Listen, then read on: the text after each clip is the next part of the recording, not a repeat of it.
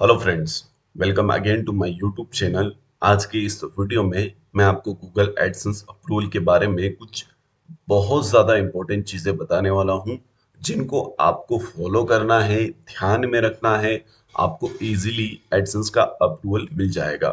सबसे पहले आप वेबसाइट बनाते हैं, उसी टाइम आप एक एडसेंस अकाउंट बना लें। एडसेंस अकाउंट में आप अपना डिटेल फिलअप करें और अपना जो प्रोफाइल है उसको टिक मार्क करें। टिक मार्क मीन्स यहाँ पे आपको टिक मार्क दिखेगा राइट साइड का। ठीक है ना? ऐसा टिक मार्क आपको करना है, क्योंकि जब तक आपने ये टिक मार्क नहीं किया, इसको प्रॉपर एक्टिवेट नहीं किया, तब तक गूगल एडसेंस एडसेंस का ही एरर आपको देता रहेगा और आपको ऐसा लगेगा जैसे कि आपके साइट का इशू आ रहा है। तो सबसे पहले काम ये करें कि यहाँ पे अपनी प्रोफाइल को एक्टिव करें।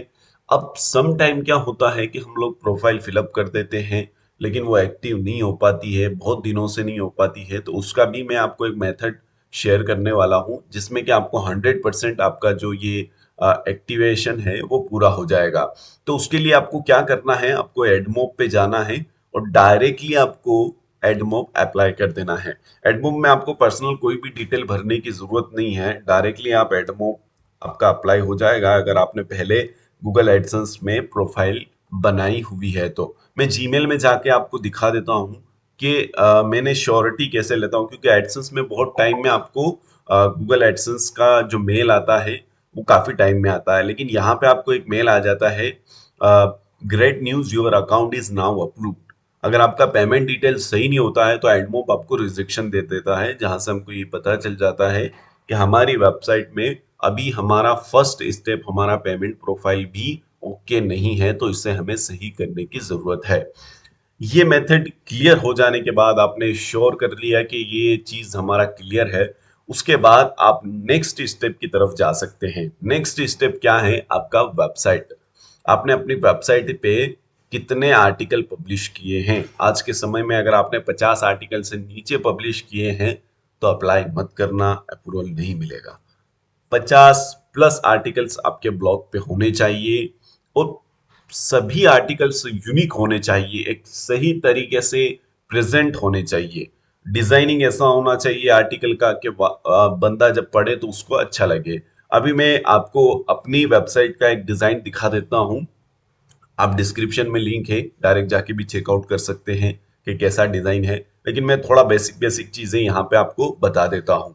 यहाँ पे मैंने एक मेन्यू सेक्शंस लगाया हुआ है, एक लोगो लगाया हुआ है, एक हीरो सेक्शन लगाया हुआ है, जहाँ पे लेटेस्ट पोस्ट जो भी आते हैं वो इस हीरो सेक्शंस में देखने को मिल जाते हैं, स्लाइड हो रहे हैं ऑटोमेटिकली। उसके बाद मैंने कैटेगरीज का एक सेक्शन रखा है, जहाँ पे मैंने किस किस कैटेगरीज में कितने आर्टिकल्स पब्लिश किए हैं।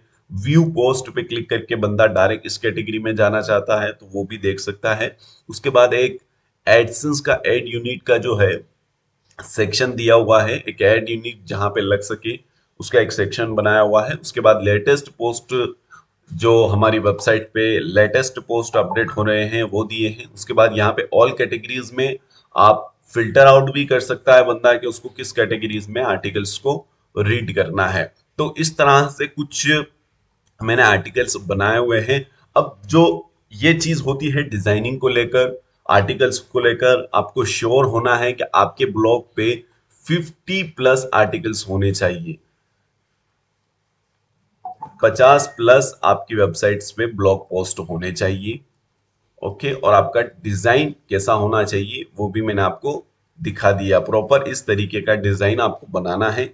ये डिजाइन बेसिकली इसलिए बनाना है क्योंकि ये मोबाइल में भी रिस्पॉन्सिव है। अगर आप देखेंगे तो यहाँ पे मैं इंस्पेक्ट एलिमेंट करता हूँ और यहाँ पे मैं इसको मोबाइल के सेक्शंस में खोल के रिफ्रेश करके आपको दिखा देता हूँ कितना परफेक्ट यहाँ पे आपको देखने को मिल रहा है।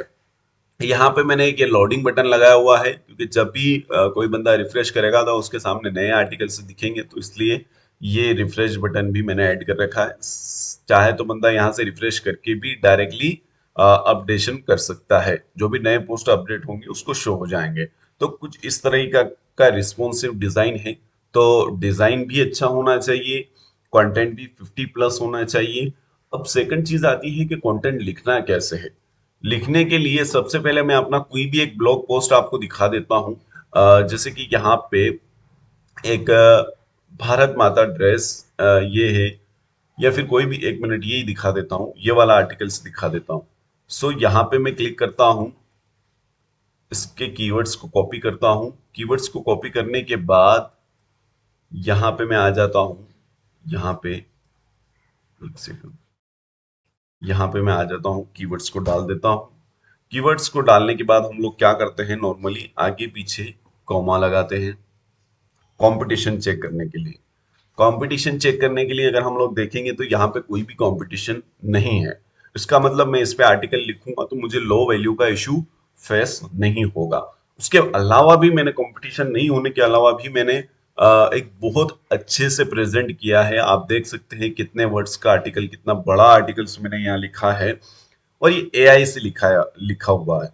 अब इसमें कुछ चीजें मैंने चेंज कर रखी है। हालांकि प्रॉपर एआई का आर्टिकल्स आप पब्लिश नहीं कर सकते हैं, उसको आपको एक बार चेक करना होगा कि एआई ने आपको कैसा आर्टिकल्स लिख के दिया है। ये सारे इमेज भी मैंने एआई से जनरेट किए हुए हैं। अगर आप कमेंट्स करेंगे तो मैं एक प्रॉपर वीडियो बना दूंगा कि एआई से आर्टिकल कैसे लिखना है और एआई से इमेज को कैसे जनरेट कराना है। तो फर्स्ट स्टेप आपको गूगल एडसेंस का प्रोफाइल एक्टिव कराना है। सेकंड स्टेप आपको डिजाइनिंग और आर्टिकल्स पे ध्यान देना है, जो मैंने यहाँ पे आपको दिखाया। और थर्ड स्टेप आपको आर्टिकल्स कैसे लिखना है। और एक बहुत इंपॉर्टेंट स्टेप मैं आपको दिखा देता हूँ, आपका about us page. About us page पूरा खुद से लिखना है। यहाँ पे मेरी वेबसाइट्स पे शो नहीं हो रहा है, मीन्स हो सकता है कोई ये रह गया हो, वो कलर का थोड़ा मैचिंग सही से नहीं हुआ है, अभी भी इस पे काम चल रहा है थोड़ा। तो इसका जो बैकग्राउंड कलर है ना, वो बैकग्राउंड कलर सही मैच नहीं हो रहा है।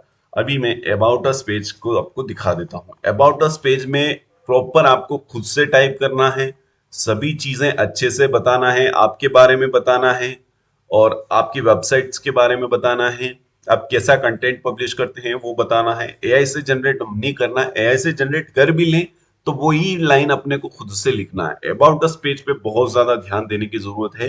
ये चीज आपको टिक मार्क कर लेना है, क्योंकि कई बार लोगों को, मुझे भी कई बार अबाउट अस पेज की वजह से अप्रूवल नहीं मिला है।